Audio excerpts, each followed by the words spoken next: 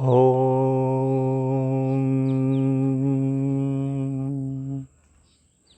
नमः शिवाय।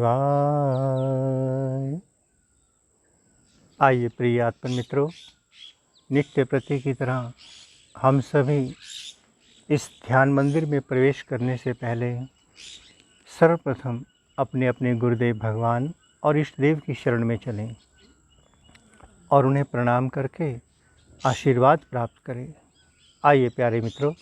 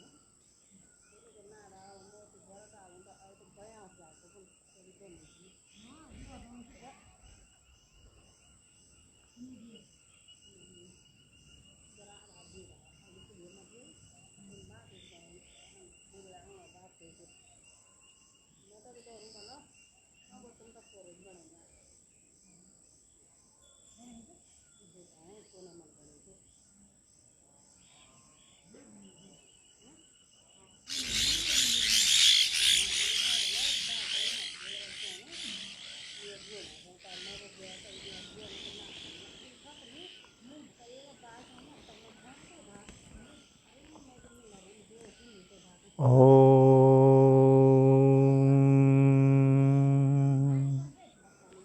नमः शिवाय। ओम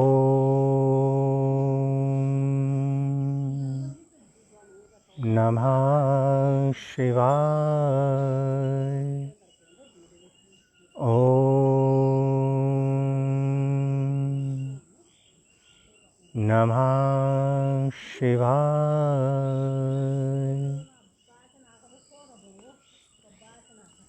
हे समस्त प्रिय आत्मन मित्रों, आप सबके भीतर विराजमान अविनाशी अनंत परम ब्रह्म परमात्मा के श्री चरणों में हिमालय की इस तपोभूमि श्री केदारखंड से हिमालयन ऋषि का कोटि कोटि प्रणाम। आइए प्यारे साथियों, प्यारे मित्रगणों, सभी मिलकर संध्या की इस पावन वेला में हिमालय की ऊर्जा से जुड़कर, हिमालय के ऋषियों मुनियों से जुड़कर भीतर की ओर चलें, ध्यान की ओर चलें। स्वयं के भीतर विराजमान परम ब्रह्म परमात्मा की ओर, अपने भीतर विराजमान अपने सद्गुरुदेव की ओर चलें। आइए माता जी चुप हो जाइए, अब नहीं बोलना, ठीक है?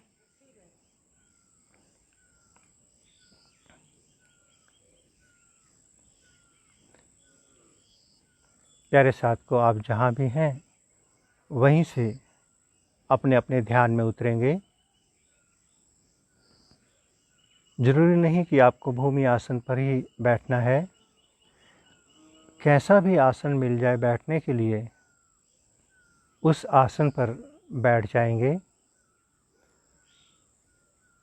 तो आइए हम सभी ध्यान मंदिर की ओर चलते हैं, ध्यान की ओर चलते हैं और नित्य प्रति की तरह इस मंदिर में प्रवेश करने से पहले आपको जो जो भी संसार से, समाज से प्राप्त हुआ कोई संबंध, कुछ जानकारियाँ, ज्ञान, इन सब को थोड़ी देर के लिए अपने से अलग कर देंगे और केवल अकेले होकर एक नवजात शिशु की तरह इस ध्यान मंदिर में प्रवेश करेंगे।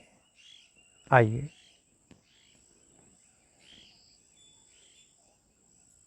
बड़े आराम से, ढीले ढाले, मस्त होकर बैठ जाएं। किसी भी तरह की कोई फिक्र ना हो।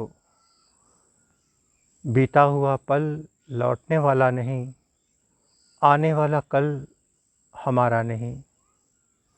इसलिए निश्चिंत होकर, बेफिक्र होकर, एक फ़कीर की तरह, एक मस्त प्रेमी पागल की तरह, नवजात शिशु की तरह बैठ जाएंगे।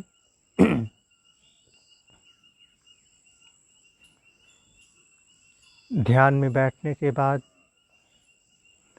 आपका किसी से कोई संबंध नहीं रहा, क्योंकि आत्मा का परमात्मा के सिवाय किसी से कोई संबंध नहीं। कोई गुरु शिष्य नहीं, कोई माता पिता, कोई संतान नहीं। इन सब संबंधों को आपने थोड़ी देर के लिए बाहर छोड़ दिया। समस्त कर्म इंद्रियों को, ज्ञान इंद्रियों को, मन को बाहर छोड़ दिया आपने। अब कोई फिजिकल एक्सरसाइज नहीं हो सकती। आप ध्यान में उतरिए, बाहर की दोनों आँखों को बड़े प्यार से बंद कर लेंगे। अपना ध्यान दोनों भवों के बीच में शिव नेत्र आज्ञा चक्र की ओर उतार देंगे। शिव नेत्र से देखना प्रारंभ करें।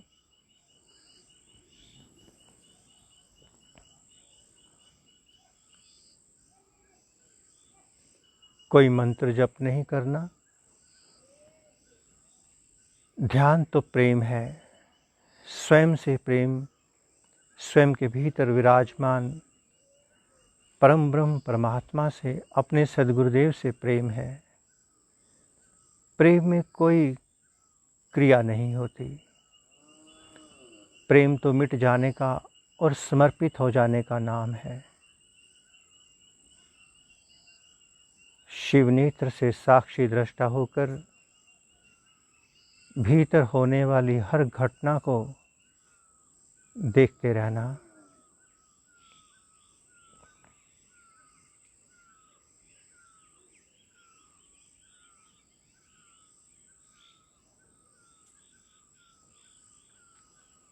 इस हिमालय की ऊर्जा से जुड़ने के बाद, हिमालय के ऋषियों मुनियों से जुड़ने के बाद आपके भीतर की गति अपने आप बढ़ जाती है, बिना किसी प्रयास के। कहीं आप अकेले ध्यान करते हैं और कहीं आप इतने सारे ऋषियों मुनियों के संग। गति बढ़ना स्वाभाविक है। हम सभी साधक परम सौभाग्यशाली, जिन्हें ऋषियों ने अपने चरणों में बिठा लिया, भीतर उतरते चले जाएं, लगातार देखते चले जाएं भीतर।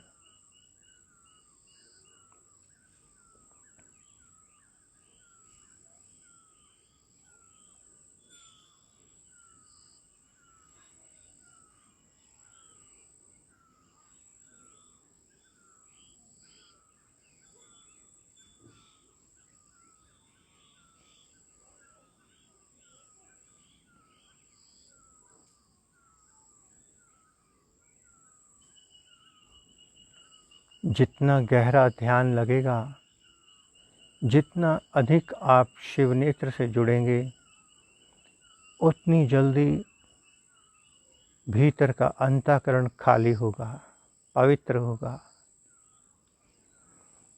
ध्यान गहरा होता जाएगा, विचार बढ़ते चले जाएंगे। बहुत तेज गति से जन्मों जन्मों के जमे हुए विचार ऊपर को उठेंगे। शिवनेत्र की ओर सब विचार बढ़ते आएंगे। ध्यान के तेज, ध्यान की अग्नि से सभी भयभीत होकर बाहर भागेंगे। साक्षी दृष्टा होकर इन विचारों को देखते रहना। ये विचार आपके नहीं हैं, दूसरों के दिए हुए हैं। शिव नेत्र आपका ध्यान दूसरों की वस्तु पुनः वापस दूसरों को लौटा रहा है। जाने देना, लगातार जाने देना, चिंता नहीं करना।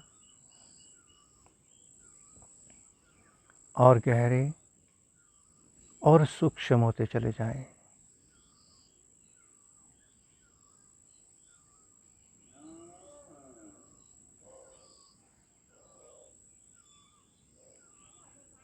हिमालय तो 24 घंटे बरस रहा है। यहाँ अनंत काल से अनंत ऋषि मुनि साधना में हैं, ध्यान में हैं। पल पल उनके भीतर से ऊर्जा बह रही है।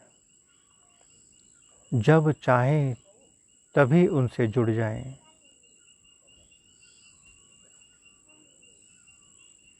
देखते चले जाएं भीतर शिव नेत्र से।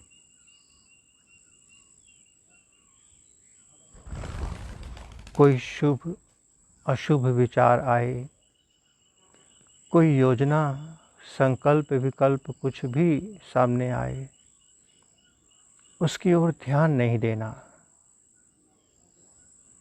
क्योंकि आप ध्यान मंदिर में ध्यान के लिए बैठे हैं,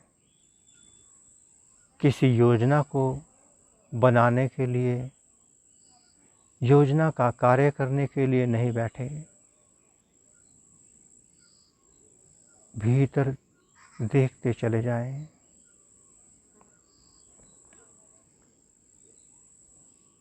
ध्यान में कुछ नहीं करना,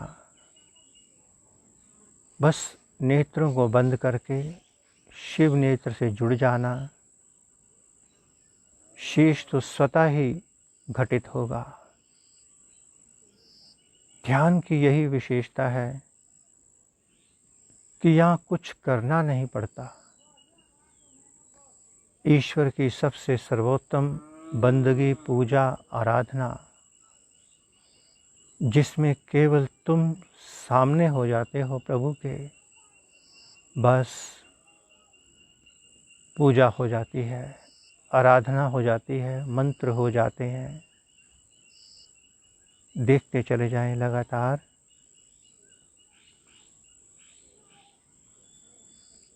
किसी गुरु के दिए हुए मंत्र को नहीं जपना, किसी किताब से पढ़ी हुई विधि पे ध्यान नहीं देना, कोई प्राणायाम, श्वासों पर भी ध्यान नहीं देना, अपनी ओर से कोई क्रिया नहीं करना। स्वतः जो श्वास चल रहे हैं उस पर भी ध्यान नहीं देना। ध्यान केवल और केवल शिव नेत्र पे बनाए रखें, उससे हटकर कहीं नहीं जाना।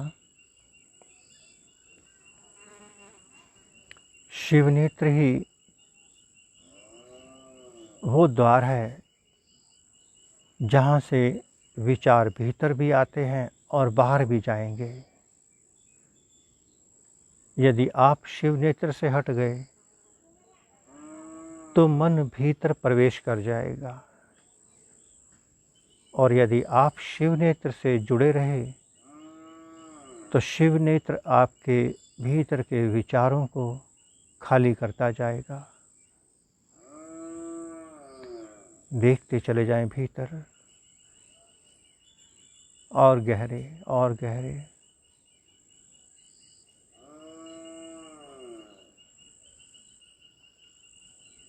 ये सारी प्रकृति,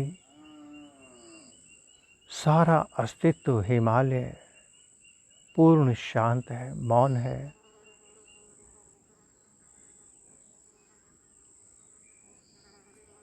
एक ऐसा मौन जिसके भीतर अनंत वाद्य तो बज रहे हैं, ओंकार भी बज रहा है, किंतु उसमें कोई शब्द नहीं है। ज्ञान तो उतर रहा है, किंतु उसमें दिव्यता है, उसमें कोई तर्क वितर्क नहीं है। साक्षी दृष्टा होकर शिव नेत्र से देखते चले जाएं।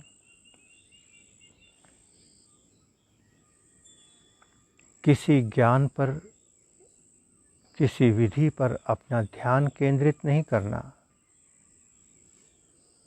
करने की क्रियाएं दिन भर की, जीवन भर की, और ध्यान से उठने के बाद फिर करना।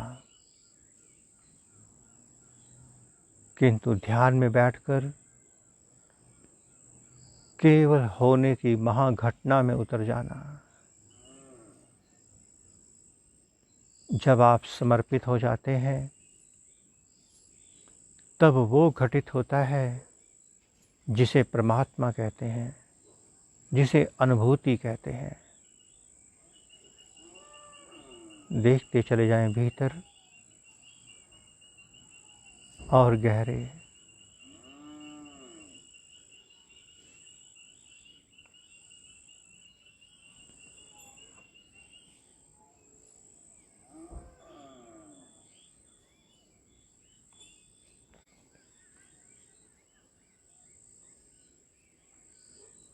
जितनी गहरी खोज होगी उतना गहरा अनुभव हाथ लगेगा। अगर आप किनारे किनारे ही बैठे रहे तो रेत के कण, कंकर, पत्थर से अधिक हाथ नहीं लगेंगे। भीतर उतरते चले जाएं, धीरे धीरे और गहरे होते जाएं, और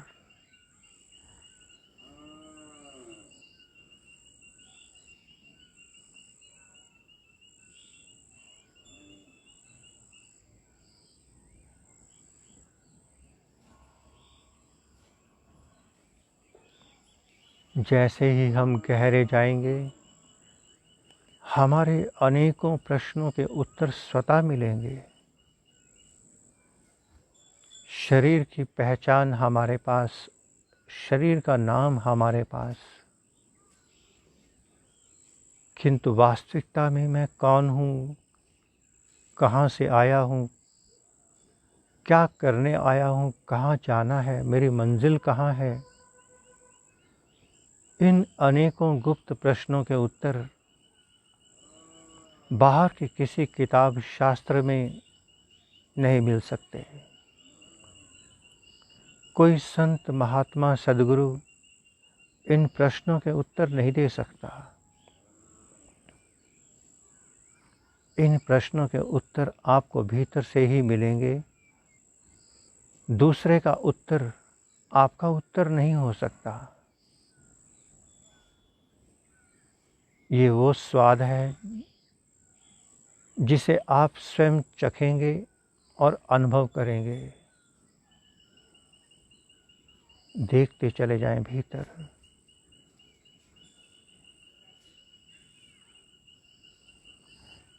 जैसे जैसे हम गहरे होंगे, हमें हिमालय से बरसती हुई ऊर्जा का भी अनुभव होगा। हम जिस माध्यम के कारण हम जुड़ रहे हैं, उसकी ऊर्जा का भी अनुभव होगा। आप ध्यान में गहरे जाएंगे, आपको माध्यम का ऑरा भी दिखाई देगा। बहुत कुछ होगा, बहुत घटनाएं होंगी, सब आपकी गहराइयों पर निर्भर है।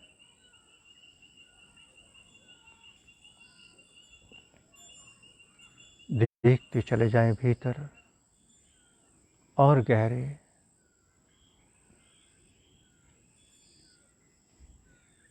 लगातार देखते चले जाएं।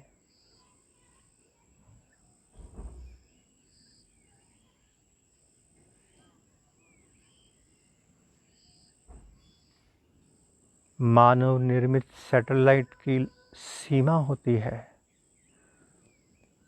किंतु परमात्मा अपने आप में एक ऐसा सैटेलाइट है जो असीम है। आप कहीं बैठे हुए कहीं से भी उससे जुड़ सकते हैं, कहीं से भी। भीतर उतरते जाएं। मन कुछ भी दिखाए, वो ध्यान मंदिर के बाहर खड़ा इशारे कर रहा है आपको। अनेकों अनेकों शुभ संकेत दिखा रहा है। संतों, गुरुओं के, भगवानों, देवी देवताओं के चित्र दिखा रहा है। ऐसे ऐसे मंत्र याद करवा रहा है जो आपको अति प्रिय हैं। ऐसी विधियां आपको याद करवा रहा है। अर्थात मन हर चाल चल रहा है। मन को आपकी कमजोरी पता है कि साधक ज्ञान के पीछे भागता रहा है। मन उसी को दिखाना चाह रहा है जिसके पीछे आज तक भागते रहे। मन नहीं चाहता कि तुम ध्यान में उतरो, मन नहीं चाहता।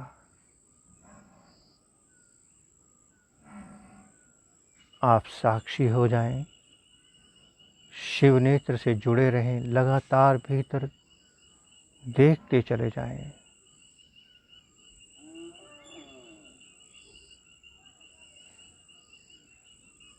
बहुत सुंदर, बहुत सुंदर।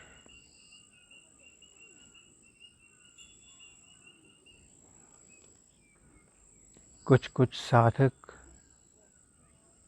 गहरे में उतरते जा रहे हैं। बहुत अच्छी बात है, बहुत अच्छी बात,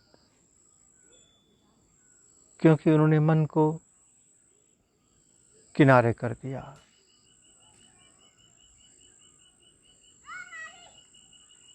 देखते चले जाएं।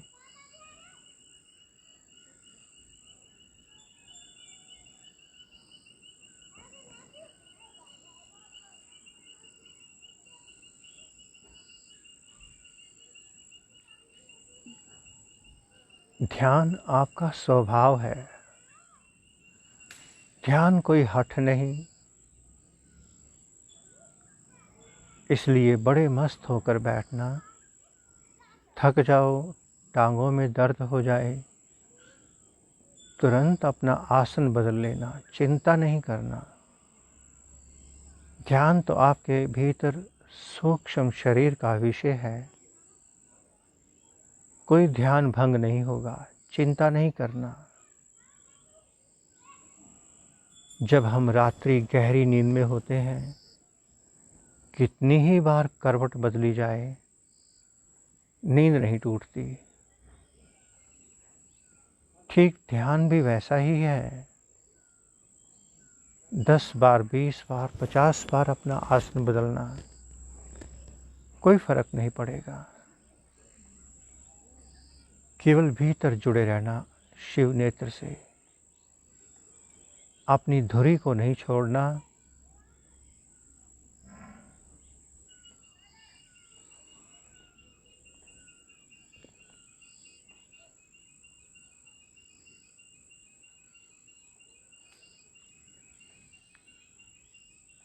बहुत सुंदर, बहुत सुंदर।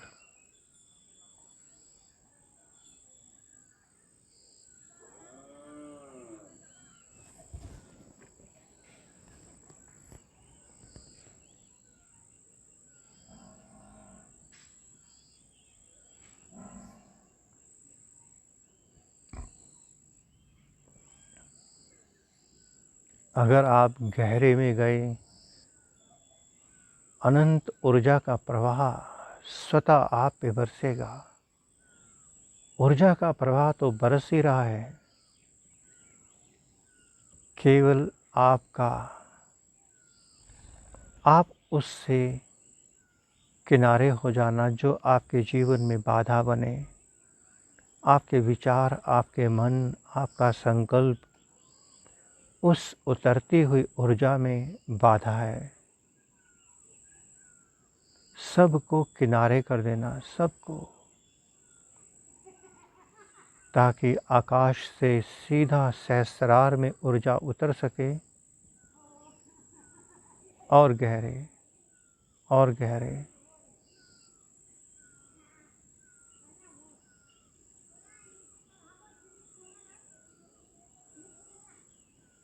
बहुत सुंदर।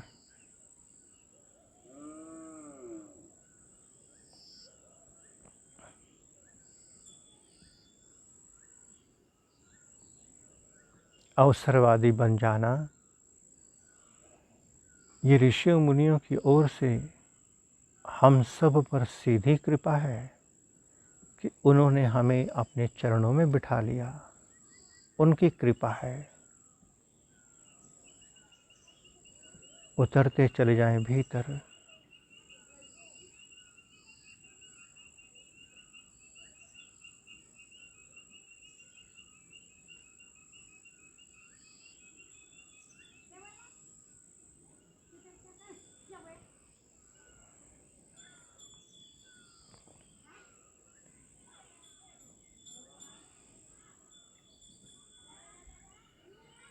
ये सारी प्रकृति मौन है।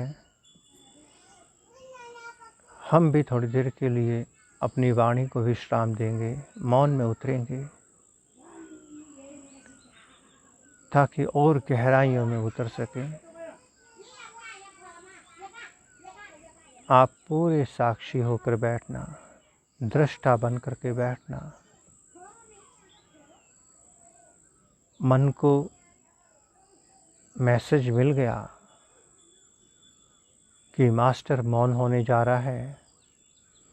अब मन अपना खेल खेलेगा। मन के साथ नहीं जाना। शिव नेत्र से लगातार जुड़े रहना। अगर मन ले भी जाए, वापस लौटना शिव नेत्र की ओर। तो आइए थोड़ी देर के लिए पूर्ण मौन होकर भीतर के सद्गुरुदेव के चरणों में चलें, परमात्मा की ओर चलें, स्वयं की ओर चलें। आइए।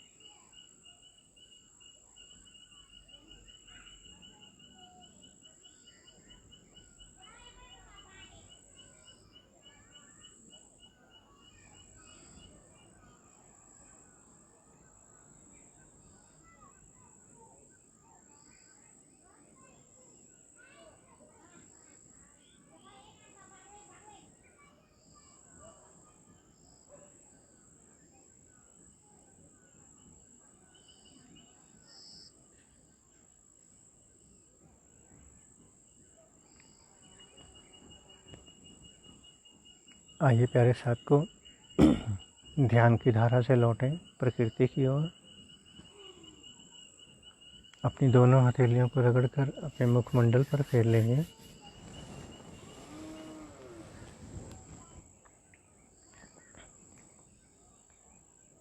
प्रभु ने हम सब पर अपार कृपा की, जो कुछ पलों के लिए अपने चरणों में बिठा लिया। आइए हम सभी मिलकर प्रभु का धन्यवाद करें, आभार व्यक्त करें। ओम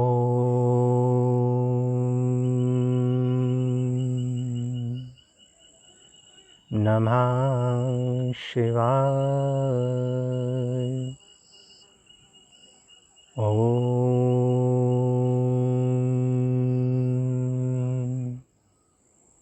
नमः शिवाय। ओम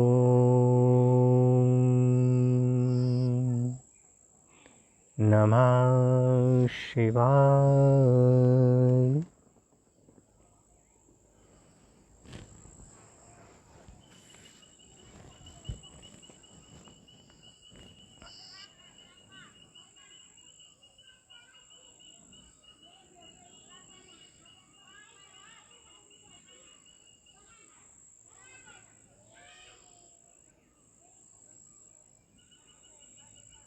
प्यारे मित्रगणों, प्यारे साथियों, जहाँ भी देने की और लेने की प्रक्रिया होगी, क्रिया होगी,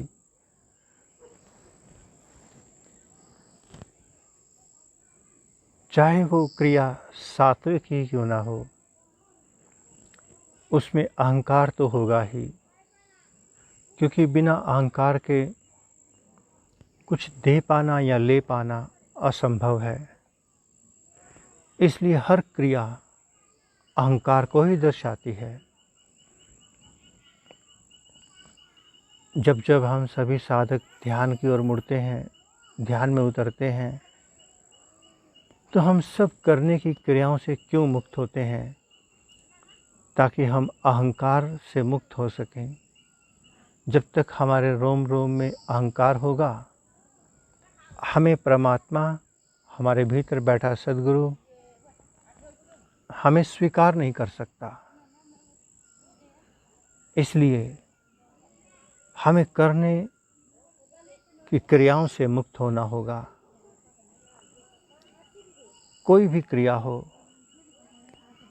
चाहे वो मंत्र हो, पूजा हो, कुछ भी हो, डायनामिक हो, कुछ भी, जहाँ जहाँ आप कुछ करने का प्रयास करते हैं या करके दिखाते हैं, वो हम अपने अहंकार को ही दर्शाते हैं।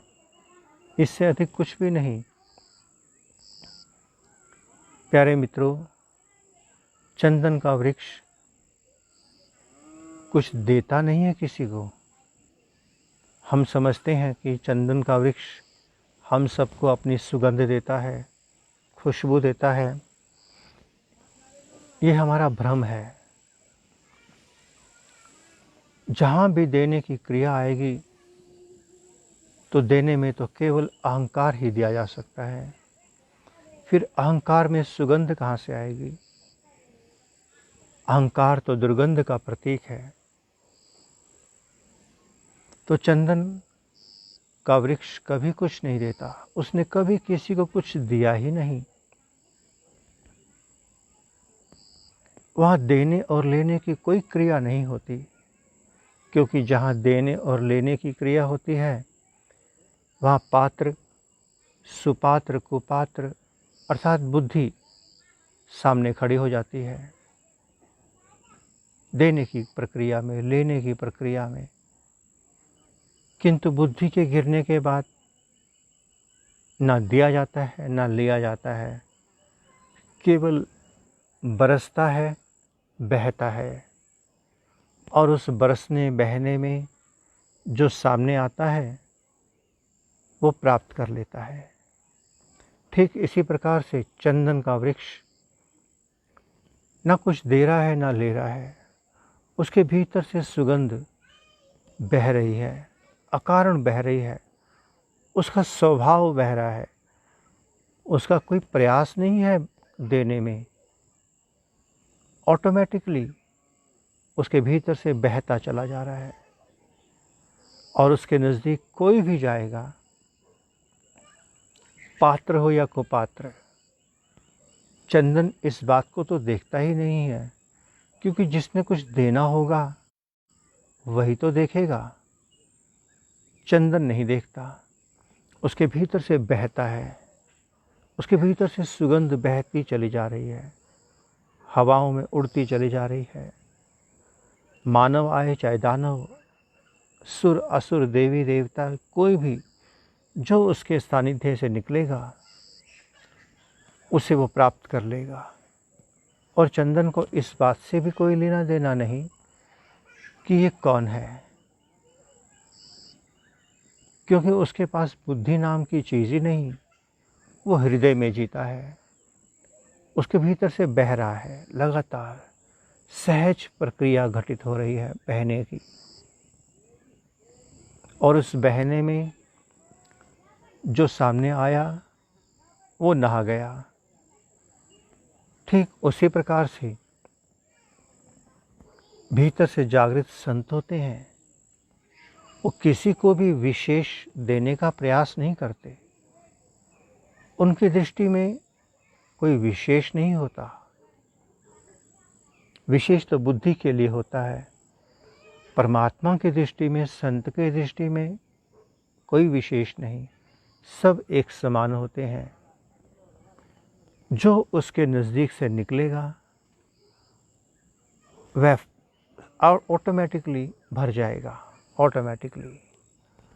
और यदि मेरे पात्र में छेद होंगे तो पात्र नहीं भरेगा। संत को, प्रकृति को, परमात्मा को इस बात से कोई लेना देना नहीं होता कि सोचकर समझकर बरसा जाए। वो तो केवल बरसना जानता है, बरसना उसका स्वभाव है। जहाँ जहाँ कोई पात्र होगा, जहाँ कोई बर्तन होगा, जहाँ पानी को रुकने का स्थान मिलेगा, पानी वहाँ रुक जाएगा। पानी वहाँ नहीं गिरेगा जहाँ गड्ढा है, कोई पात्र है, वहाँ नहीं गिरेगा, वो तो गिरेगा बस। आकाश से वर्षा होगी, अब वो वर्षा चाहे वो पर्वत पे हो, पत्थर पे हो, मकान की छत पे हो, फर्श पे हो, घास में हो, बरसात को होने से कोई मतलब नहीं कि मुझे कहाँ बरसना है, किंतु पात्र वही भर जाएगा जो खाली होगा, जिसमें कोई छिद्र नहीं होगा।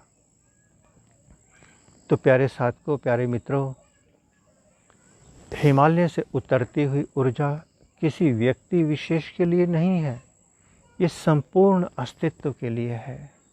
सभी इसमें नृत्य कर सकते हैं, स्नान कर सकते हैं, इसे प्राप्त कर सकते हैं। और यदि कोई चूकता है तो अपने कारण से,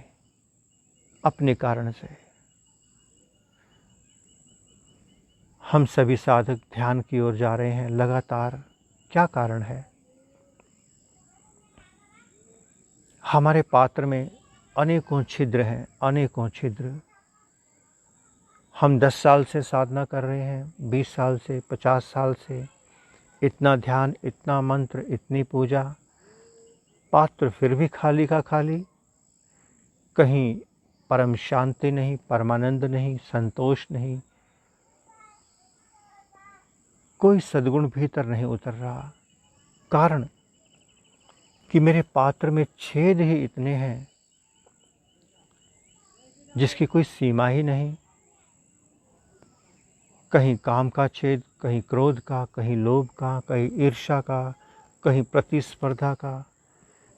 मेरे पात्र में इतने छेद, इतने छेद, यदि ऊपर से नदियां भी बरस जाएं, बरसात की बात नहीं है, नदियां भी बरस जाएं पूरी की पूरी, उस पात्र को नहीं भर सकती, उस पात्र को नहीं भर सकती।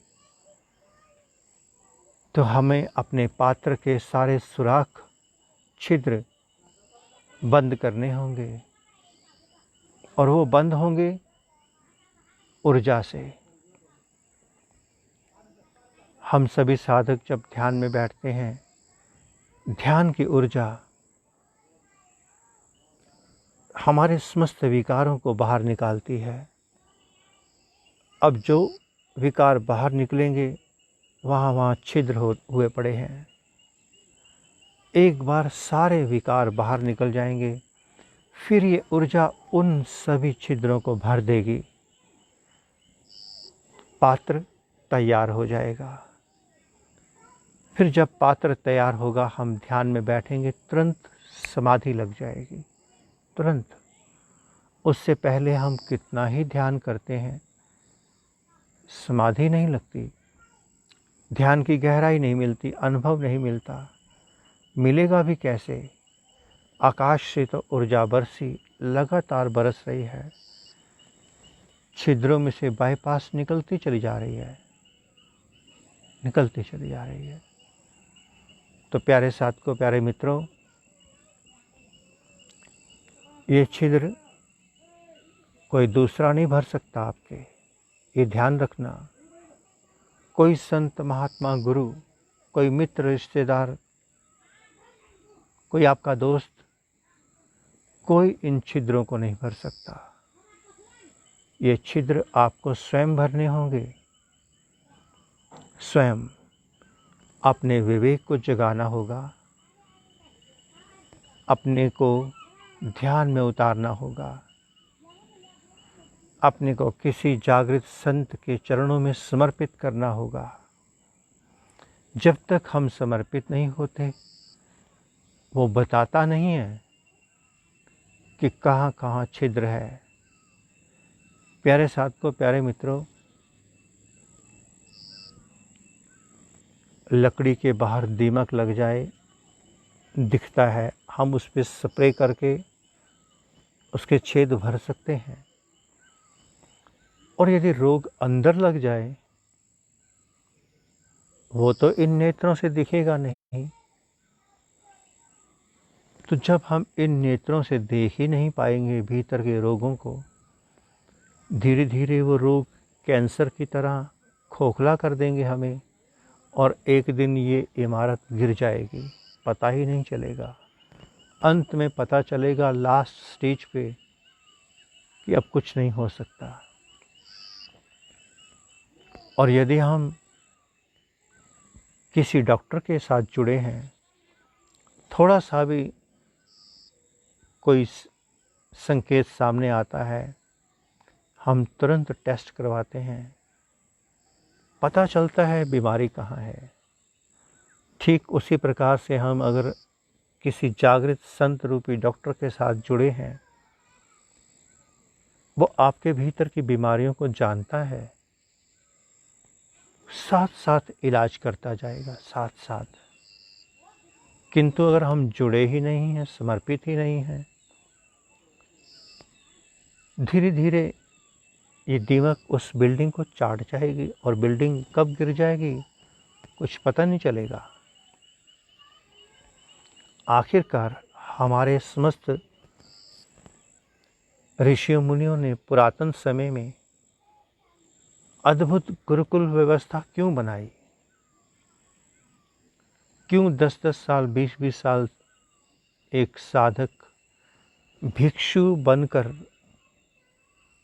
भले ही वो राजा ही क्यों ना हो, भिक्षु बनकर अपने गुरु के चरणों में रहता था, भिक्षाटन करता था, देशाटन करता था, कारण गुरु करवाता था।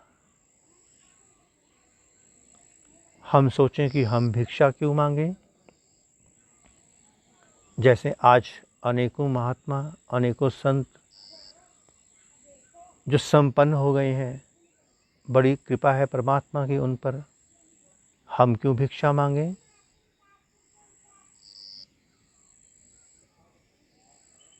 एक बार प्यारे साथ को अपना अनुभव बता रहे हैं।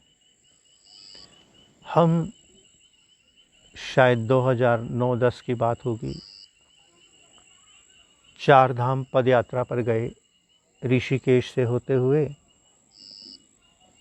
यमुनोत्री, गंगोत्री, गौमुख, केदारनाथ, बद्रीनाथ, सतोपंथ, फिर वापस ऋषिकेश। समय लगा। हमें उस पद यात्रा में अनेकों अनुभूतियाँ हुई। ऐसा नहीं कि हमारे पास पैसा नहीं था, किंतु यदि पदयात्रा करनी है और अपने पैसे से खरीद कर शौक़ पूरे करते रहे तो वो यात्रा नहीं, एक मस्ती, एक पिकनिक, एक टाइम पास हो जाएगा। हम जगह जगह से भिक्षा मांगते हुए गए, जहाँ लकड़ी मिल गई वो उठाई, भिक्षा इकट्ठी की, रास्ते में कहीं बैठकर उसे बनाया, खाया, फिर चले। कहीं मंदिर की ओट मिल गई, कहीं स्कूल का बरामदा मिल गया। ऐसे हम रात्रि विश्राम करते करते सुख दुख, गर्मी सर्दी बरसात को झेलते हुए पद यात्रा करते रहे, देशाटन करते रहे। और जब भिक्षा के लिए हम निकलते थे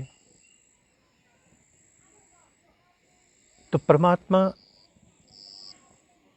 कुछ लोगों के भीतर उतर करके हमें ठनकाता भी था।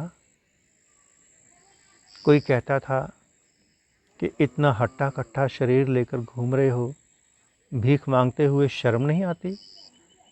तुम कमा नहीं सकते? क्या तुम अंधे हो, लंगड़े हो, अपाहिज हो? तुम काम करके खाओ। एक बार नहीं, अनेकों बार हमें ये चीज़ें सुनने को मिलती थी, बहुत बार। भीतर सुन के अच्छा लगता था कि मेरे अहंकार को चोट लग रही है, अहंकार को चोट लग रही है। और कहीं कहीं पर परमात्मा दिव्य व्यवस्था लेकर भी खड़ा होता था। तो उस यात्रा में अनेकों दिव्य अनुभूतियाँ हुई,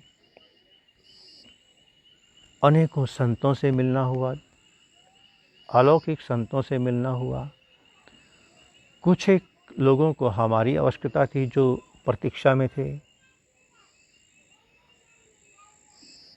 तो कुल मिलाकर प्यारे मित्रों, प्यारे साथियों, जब तक हमारे जीवन में अनुभव नहीं होगा, हम जीवन जी ही नहीं सकते। अहंकार से भरा जीवन, अहंकार कैसे विदा होगा? हमारे ऋषियों मुनियों ने जो गुरुकुल परंपरा चलाई, पुरातन समय की, आज की नहीं। आज तो हाईली एडवांस हाईटेक सिस्टम है।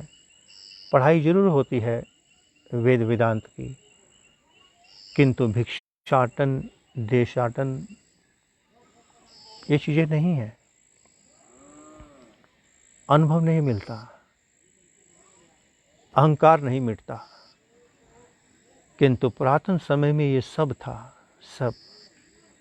इसीलिए तो हमारे ऋषि मुनि, पुरातन समय के वशिष्ठ जैसे महर्षि, संदीपनी महर्षि जैसे संत महात्मा गुरुजन एनलाइटेड थे, भीतर से जागृत संत थे।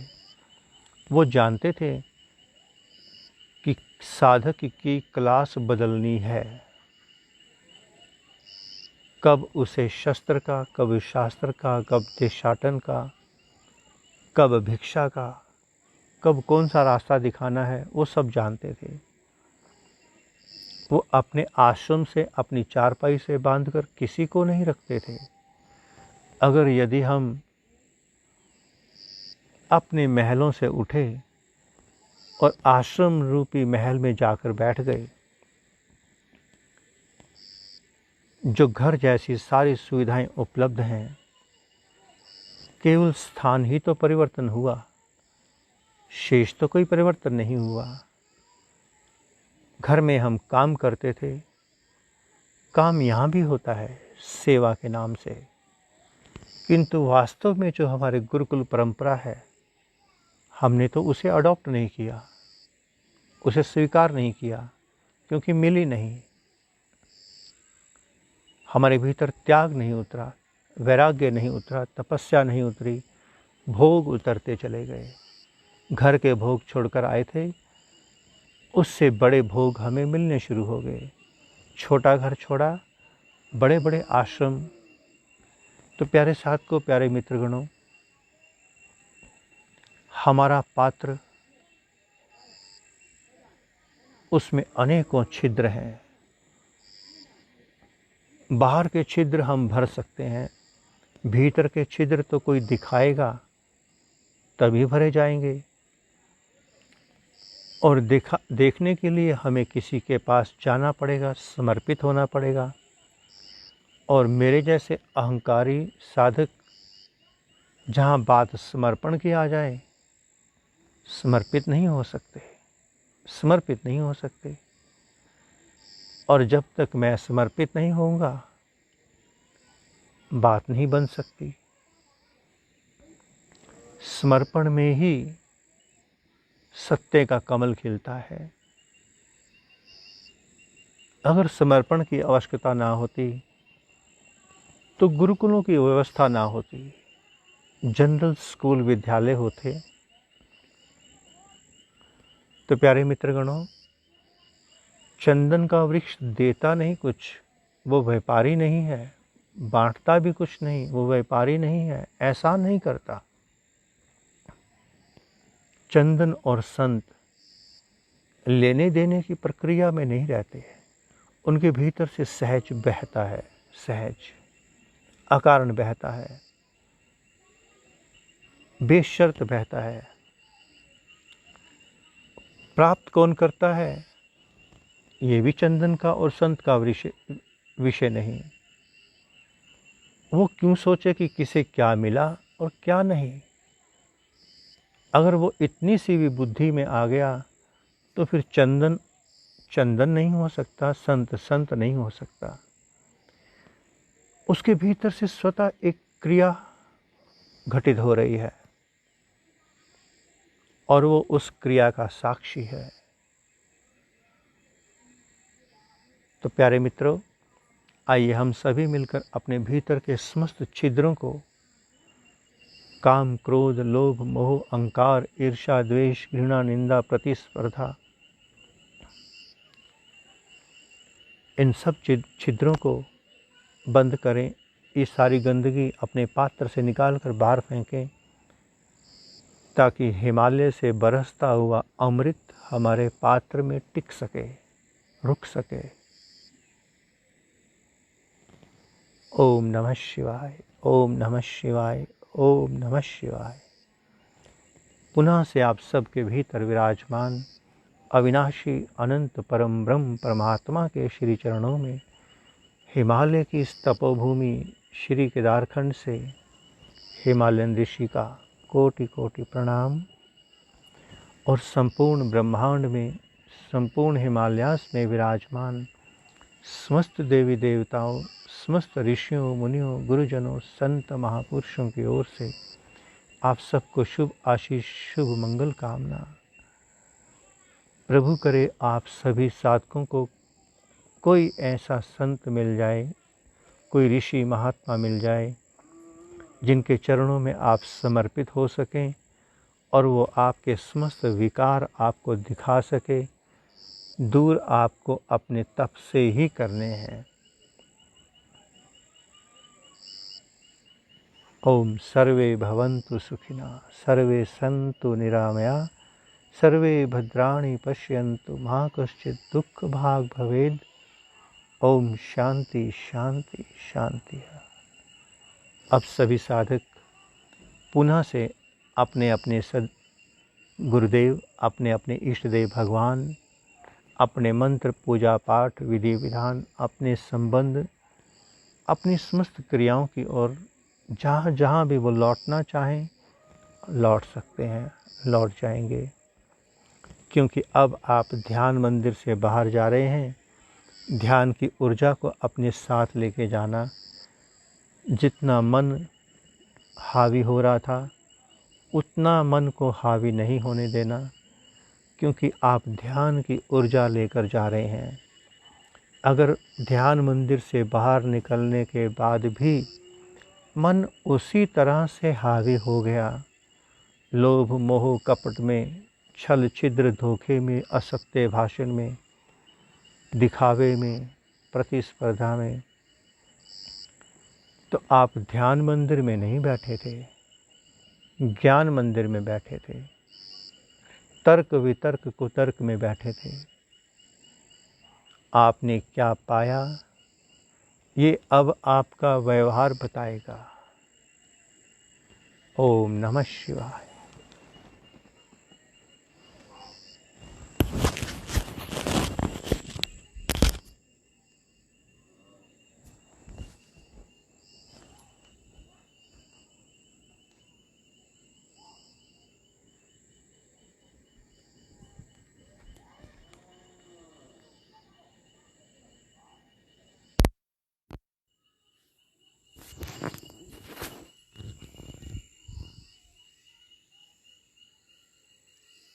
ओम नमः शिवाय।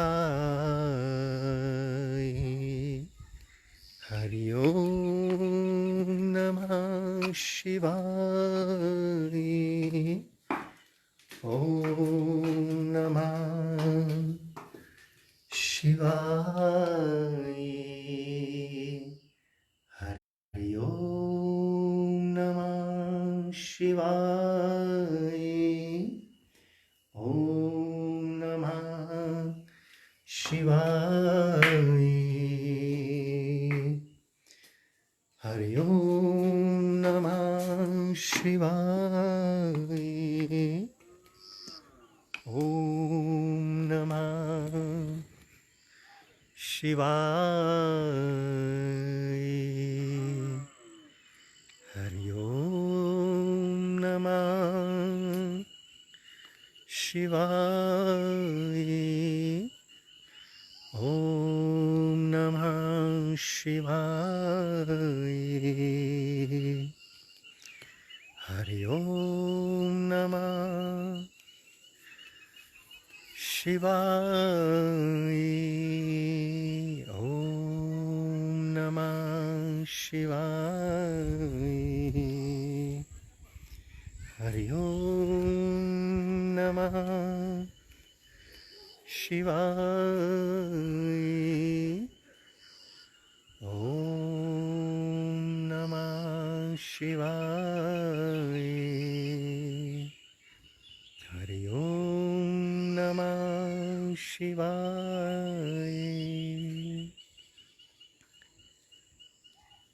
प्यारे साथियों, प्यारे मित्रों, खूब आनंद आया आपके साथ ध्यान करके, खूब आनंद आया। प्रभु करे आप और गहरे और गहरे और गहरे उतरते चले जाएं और आप अपने लक्ष्य के नज़दीक पहुंचते चले जाएं। यही हम हिमालय की इस तपोभूमि से, हिमालय की ऊर्जा से आप सबके लिए प्रार्थना करते हैं। ओम नमः शिवाय।